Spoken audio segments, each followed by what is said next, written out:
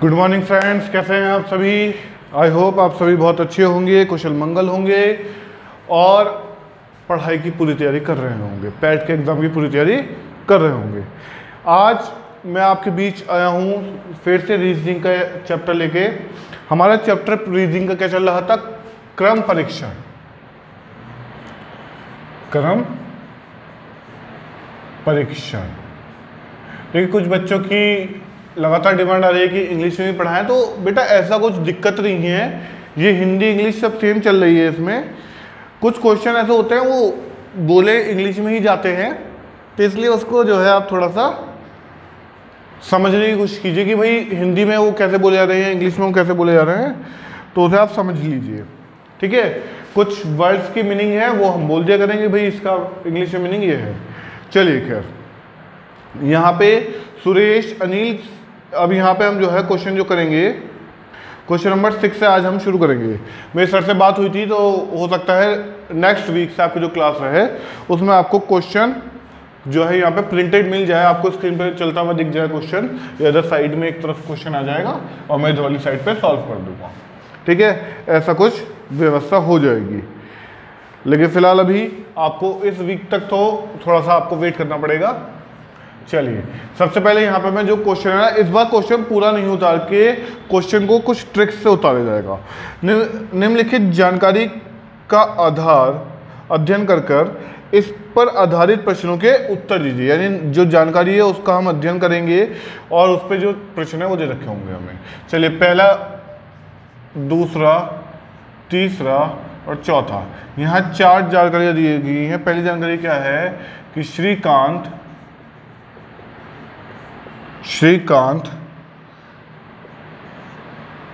किससे? नीलिमा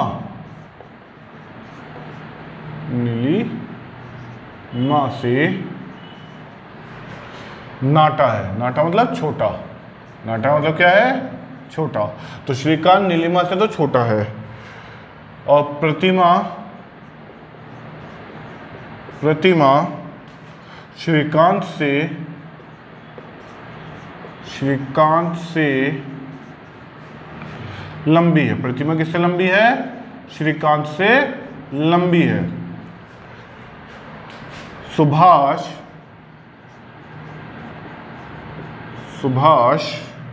नीलिमा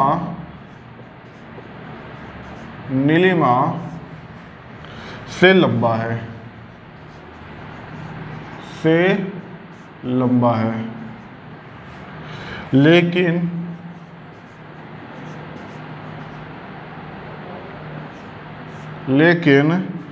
हेम्ब्रम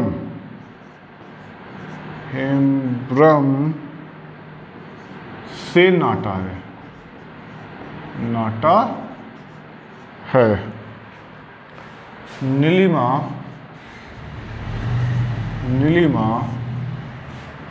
प्रतिमा से लंबी है। ये क्वेश्चन दिया गया और उसमें क्या पूछा गया है कि मध्य में कौन आएगा?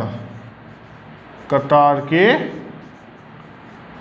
मध्य में कौन आएगा, ये आपको बताना है।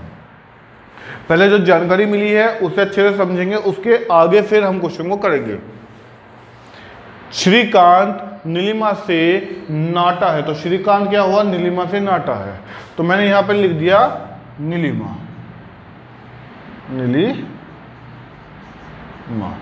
तो श्रीकांत क्या हुआ? नीलिमा से नाटा हुआ, तो मैंने श्रीकांत को लिख दिया नीचे, श्रीकांत। पहले देखिए आपको यहाँ तक दिख रहा है या नहीं दिख रहा है? दिख रहा है। चलिए, श्रीकांत जो है वो नीलिमा से नाटा है। ठीक है, अब उसके बाद वो क्या कह रहा है? उसके बाद कह रहा है कि प्रतिमा श्रीकांत से लंबी है। तो प्रतिमा श्रीकांत से लंबी है अभी, लेकिन मुझे ये क्लियर नहीं है कि प्रतिमा श्रीकांत से तो लंबी है, लेकिन नीलिमा से लंबी है या नहीं है, ये बात मुझे क्लियर नहीं है। तो मैं प्रतिमा को मान के चलूंगा। अभी प्रतिमा पे मैं सर्कल कर लेता हूँ फिलहाल, कि भाई अभी मुझे नहीं पता कि प्रतिमा जो है नीलिमा से लंबी है या नहीं, लेकिन इतना पता चलेगा श्रीकांत से तो लंबी है। अब आगे कह रहा है सुभाष नीलिमा से लंबा है। सुभाष क्या है? नीलिमा से लंबा। तो सुभाष यहाँ गया, सुभाष। तो सुभाष क्या हुआ? नीलिमा से लंबा है। लेकिन हेम्ब्रम से नाटा, हेम्ब्रम से नाटा है तो मैं एक मिनट इसको यहाँ से रफ करता हूँ। हेम्ब्रम इसका मतलब कहाँ हुआ, सबसे ऊपर हुआ हेम्ब्रम, और उसके नीचे हुआ सुभाष। देखिए क्या क्या बोला, सुभाष नीलिमा से तो लंबा, तो सुभाष जो है वो नीलिमा से तो लंबा हो गया, लेकिन हेम्ब्रम से नाटा है, हेम्ब्रम से नाटा यानी हेम्ब्रम से छोटा है, तो सुभाष नीलिमा और हेम्ब्रम के बीच में आ गया।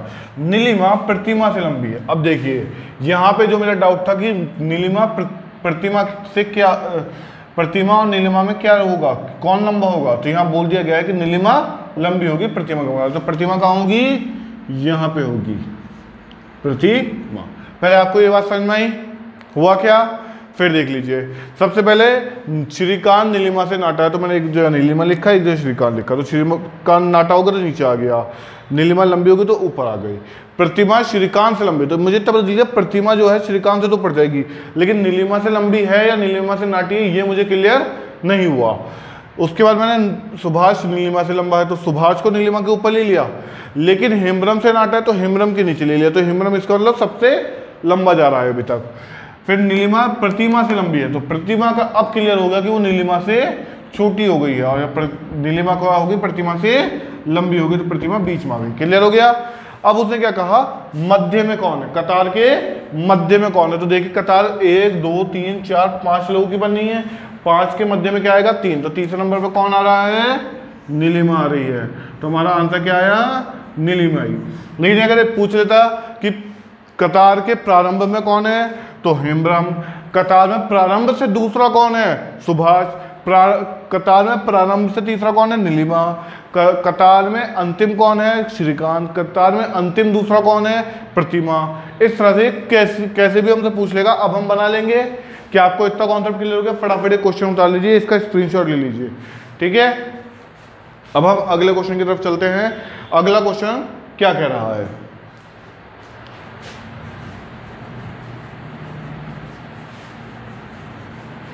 आई होप आपको ये बातें समझ में आ रही होंगी। कल वाली जो वीडियो थी बच्चे कह रहे थे कि सर कुछ चीज़ें गलत हो रही हैं, कैसे, वो कई बार हो जाता है बेटा, पढ़ाते टाइम कई बार क्वेश्चन पर निगाह नहीं पढ़ पाती सही से, और वो गलत पढ़ लिया जाता है, तो उसमें वहाँ पे गलत पढ़ लिया गया था, और बीच में वीडियो थोड़ा सा क्रॉप हो गई थी। चलिए आगे क्वेश्चन क्या कह रहा है, अब अगला क्वेश्चन की हम बात करते हैं।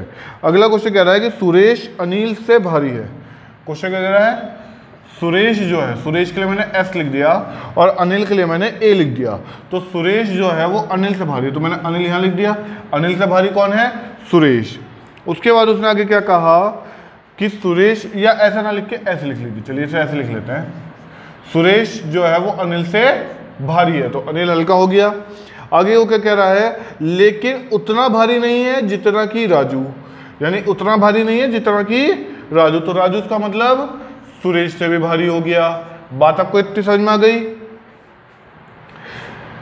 अनिल जयेश से भारी है, अनिल कौन है, जयेश से भारी है, तो जयेश जो है वो अनिल से हल्का हो गया, ठीक है। और आगे वो क्या कह रहा है, लेकिन कृष्णा जो है वो सुरेश से भारी है। कृष्णा कौन है, सुरेश से भारी, सुरेश है ना, और ये रहा मेरा कृष्णा, तो कृष्णा सुरेश से भारी है, लेकिन इतना भारी नहीं है जितना कि राजू, तो यानी राजू से हल्का है।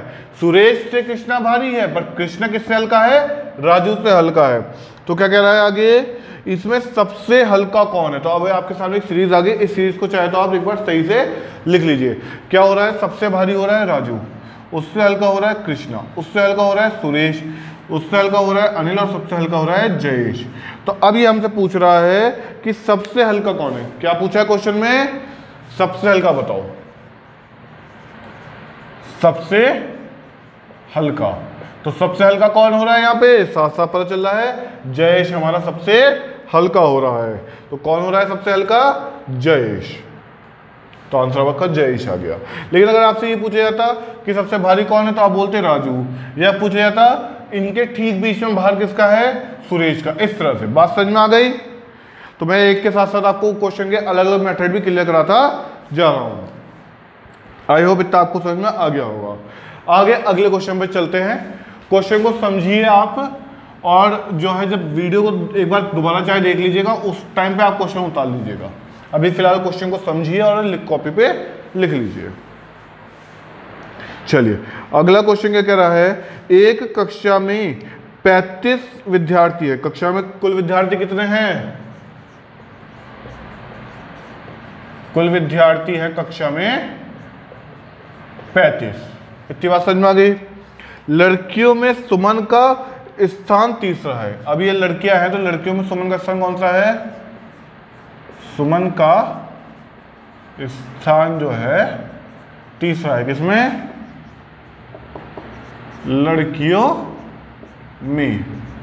ठीक है, लड़कियों में सुमन का स्थान तीसरा है। ठीक है, लड़कों में अमित का स्थान 5वां है। अब लड़कों में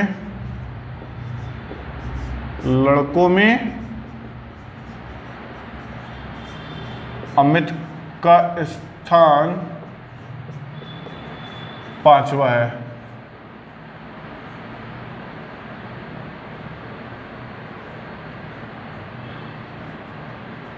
ठीक है, आगे वो क्या कह रहा है, कक्षा में सुमन का स्थान अमित के स्थान से एक नीचे है।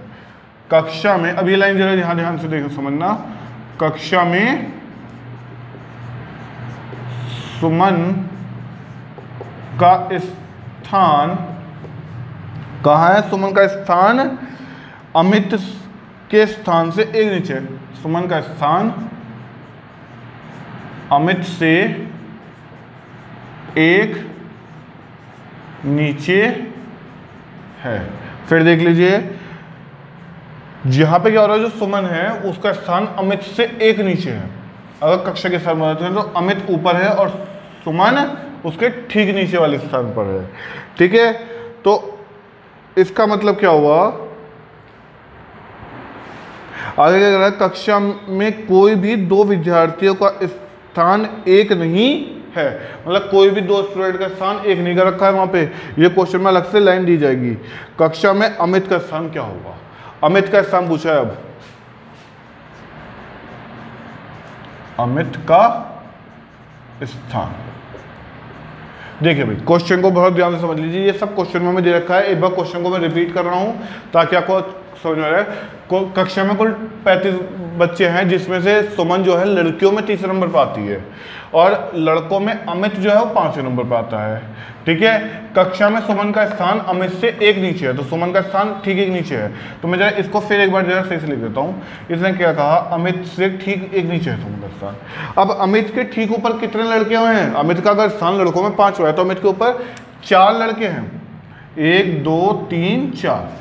और सुमन के ऊपर, सुमन का स्थान तीसरा, सुमन के ऊपर 2 लड़के हैं, तो 1 2 ऐसे मैंने देखिए ये बड़ा है। मैंने इस तरह से एक टेक्निक से बढ़ाया है। ये आप कोई और तरीका भी लगा सकते हैं, मैंने एक तरीका ये लगाया है इसमें। अभी ये कह रहा है कि अमित का स्थान बताओ, तो जरा अमित का स्थान देखते हैं। पहले स्थान पे ये, दूसरा, तीसरा, चौथा, 5वां, 6ठा, और अमित का स्थान कौन सा आ रहा है हमारा? 7वां। तो अमित का स्थान क्या हो रहा है हमारा? 7वां स्थान हो रहा है। भाई समझ में आई?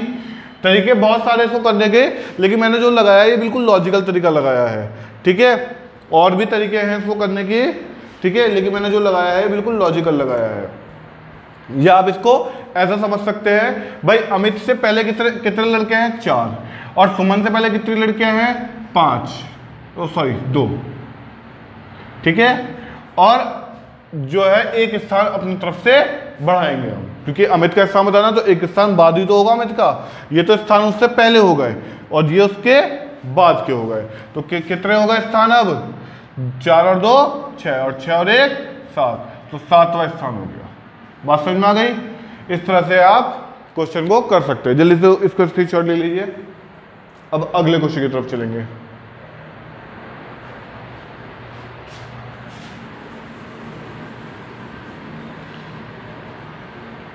अगला क्वेश्चन लगभग ऐसा ही है, तो मैं ज़्यादा कुछ नहीं मिटा रहा, जो जो अंतर आएंगे वो मिटाता जाऊंगा।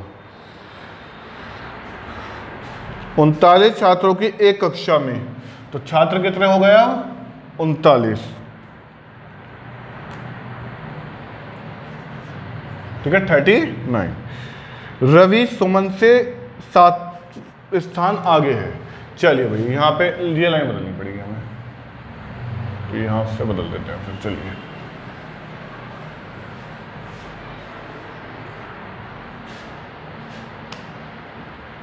रवि सुमन से 7 स्थान आगे है। ठीक है, 7 स्थान आगे है। यदि सुमन का स्थान अंतिम से 17 हो, सुमन का स्थान क्या बोला है? सुमन का स्थान अंतिम से 17 है। ठीक है, तो रवि का प्रारंभिक स्थान बताइए। रवि का स्टार्टिंग से, रवि का प्रारंभिक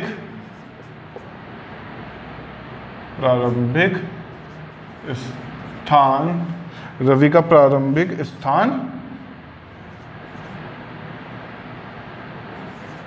बताइए, या कह सकते हैं रवि का प्रारंभ से स्थान क्या होगा।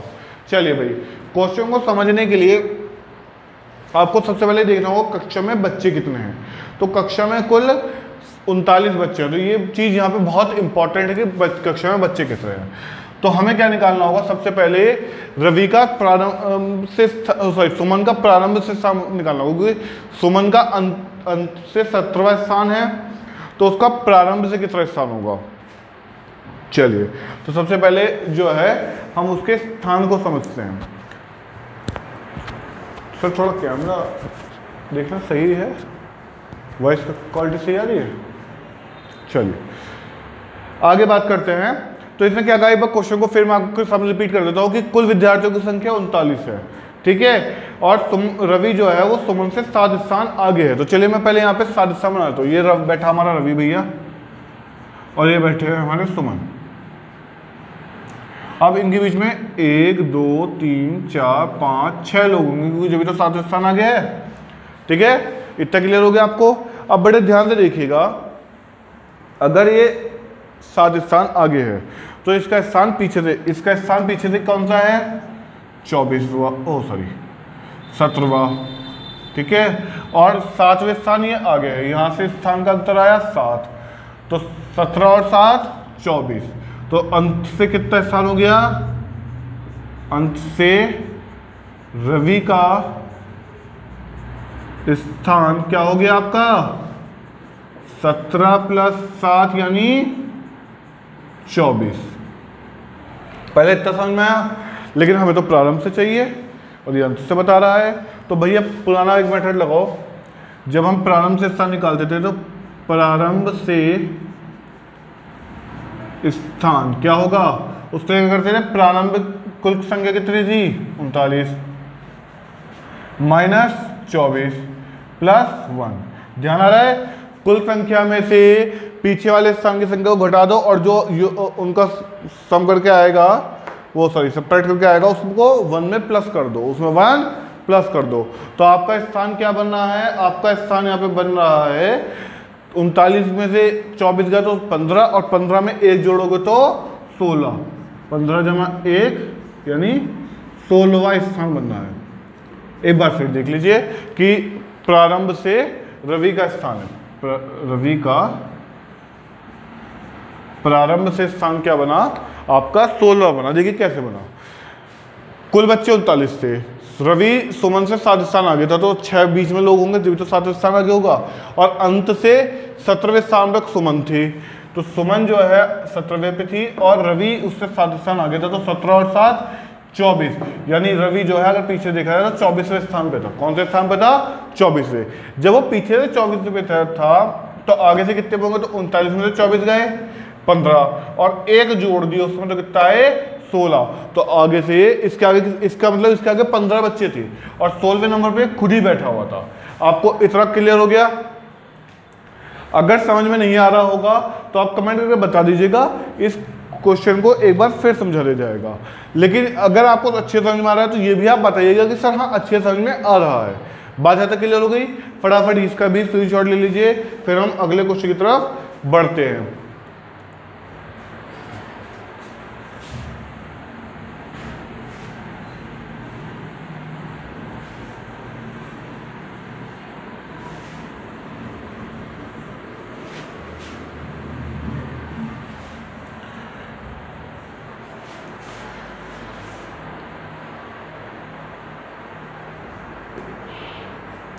अब इसमें क्या कहा गया है, ये लगभग आज का आखिरी क्वेश्चन है क्योंकि 10वां क्वेश्चन है चैप्टर का और ये आज का आखिरी क्वेश्चन है। मोहन प्रवीर से बड़ा है, तो जो मोहन है वो बड़ा है किससे, प्रवीर से, ठीक है। और सुरेश प्रवीर से छोटा है, सुरेश छोटा है प्रवीर से। मिहिर जो है वो सुरेश से बड़ा है, मिहिर सुरेश से बड़ा है परंतु प्रवीर से छोटा है, तो मिहिर कहाँ गया, यहाँ आ गया हमारा, ठीक है। उन चारों में सबसे छोटा कौन है, तो बड़े ध्यान से आप देखिए, सबसे पहले क्या बनना है आपका, मोहन जो है, ये रहा मोहन, तो मोहन, चलिए मैं लिख देता हूँ हिंदी में नाम, मोहन जो है वो प्रवीर से बड़ा है, प्रवीर से बड़ा है, ठीक है। परंतु क्या हो रहा है, सुरेश प्रवीर से छोटा है, तो सुरेश जो है वो क्या हो रहा है, प्रवीर से छोटा हो रहा है, ठीक है। इतना समझ में आया। उसके बाद वो क्या कह रहा है, परंतु जो है मिहिर जो है वो सुरेश से तो बड़ा है, मिहिर सुरेश से तो बड़ा है परंतु प्रवीर से छोटा है, तो यहाँ मिहिर आ गया, मिहिर। लेकिन अभी हमारा मिहिर से कोई मतलब ही नहीं क्योंकि उसने सबसे छोटा बोल दिया, तो ऑटोमेटिकली सबसे छोटा क्या हो गया हमारा, सुरेश हो गया। जरा ध्यान से देख लो भैया, सबसे बड़ा मोहन, उससे छोटा प्रवीर, तीसरे नंबर पे मिहिर और चौथे नंबर पे आ गया हमारा सुरेश, तो सुरेश क्या होगा हमारा आंसर हो गया। यहाँ तक के क्वेश्चन निकालते आपको समझ में आ गए होंगे। अब इसके आगे के जो क्वेश्चन है वो थोड़े से कल से अच्छे क्वेश्चन लगेंगे और उन क्वेश्चनों को करना बहुत ज़्यादा इंपॉर्टेंट वाले बन जाता है क्योंकि ये इस तरह के जो क्वेश्चन हैं ये तो बहुत ईजी होते हैं और ज़्यादातर पैट के एग्जाम के हिसाब से अगर आप देखें तो इस तरह के क्वेश्चन आपके फंसने के ज़्यादा चांसेस होते हैं। लेकिन कल से जो मैं मेथड बदलूंगा, कल से आप मेथड बदल के दूसरे टाइप के क्वेश्चन आपको कराए जाएंगे, उनके भी आने के चांसेस पैट में अच्छे हो जाते हैं या बहुत सारे कॉम्पिटिशन एग्जाम से उनके आने के चांसेस भी बढ़ जाते हैं। अगर कुछ बच्चे कांस्टेबल वगैरह की तैयारी भी कर रहे हैं तो उनको उस क्वेश्चनों का फ़ायदा वहाँ पे मिलेगा। पैट वाले बच्चों के लिए इतने क्वेश्चन सफिशिएंट मैं मानता होंगे, लेकिन तब भी आप एक काम कीजिएगा, जो कल की क्लास होगी वो लीजिएगा और उसमें जो है जो भी मैं आपको कराऊं वो आप एक बार देख लीजिएगा, क्योंकि अगर आप उसको प्रॉपर भी नहीं करेंगे, देख भी लेंगे, क्या पता पेपर में एक माइंड में आइडिया आ जाए कि हाँ सर ने ऐसे ऐसे बताया था तो कुछ कर दें, अगर गलती से पेपर में आ जाता है, मेरा पेपर में उस मेथड में से आने के चांसेस सब भी कम है। जब अगर कोई क्वेश्चन ऐसा होता है तो मैं आपको कल बताऊंगा। बाद में अब मिलते हैं ज्योग्राफी क्लास के बाद और पढ़ते रहिए। Best of luck. जय हिंद, वंदे मातरम, भारत माता की जय।